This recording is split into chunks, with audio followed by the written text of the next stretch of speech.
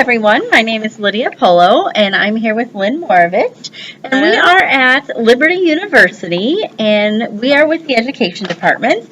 And we're here to talk to you about the CARS2 behavior assessment. And this assessment is used as a childhood autism rating scale, and this is basically the second edition. So, Lynn, tell us a little bit about the test. Yes, hello everyone.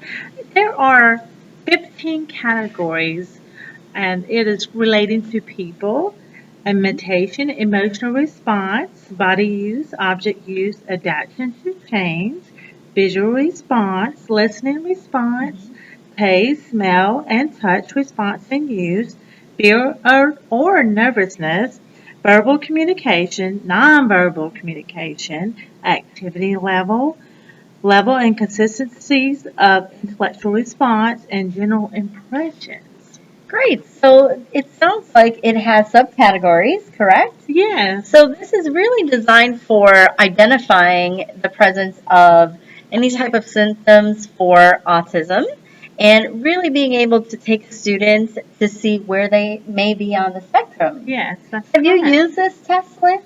Yes, I have. I've been a paraprofessional for 15 years now, and I've worked with very multiple disabilities. There's the low spectrum of autism and the moderate and the high functioning. So we have had a child this past year that his mother had not had him diagnosed yet, but she was having some.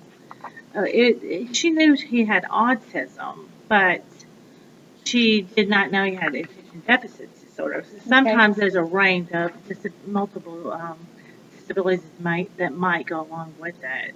Okay. So this test is very useful for special educators, counselors, school administrators to really pinpoint those areas that may be identifiable for autism. Yes. And the great thing about this test is that it really allows us to plan instruction, come up with intervention ideas, so that we can really plan for that student's education.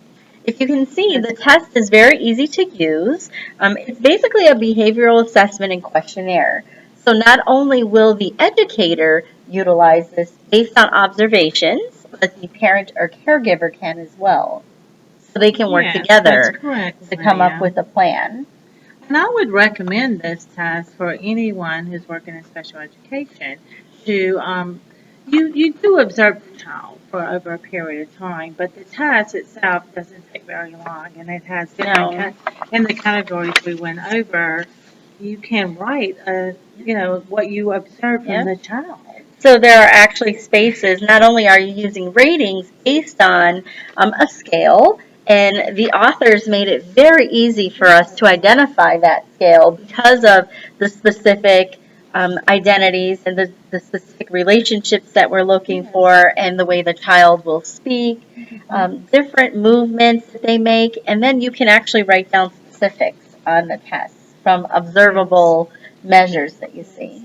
And in the last year that I've been working with this child that does have is diagnosed with autism, the test was pretty accurate. It did say he had severe symptoms of autism spectrum, so that did match it. And it showed me how to teach the math and language arts to keep him focused on what he needs to learn for the year. And that's great, because I know when we did it here, we actually took 10, 15 minutes to observe our students. So it was easy for us to use. And there allows you to look at the chart here with the test so that you can actually see where the child falls on the spectrum and the different scale. And it goes by their percentile. We look at their T-score, the ages of the child, and then we can develop our plan from there. So I think this is very useful for us in education. I know that it's something that I will be looking for when I actually start working in a district, and I'm really looking forward to it. So I would recommend anyone that's working in special education to use this rating scale. It's very good. The original date was from 1986, and the updated date of the scale is 2010. Great. So again, this is called the CARS2 second edition Childhood Autism Rating Scale. Thank you for So, your time. thank you, and we'll see you soon.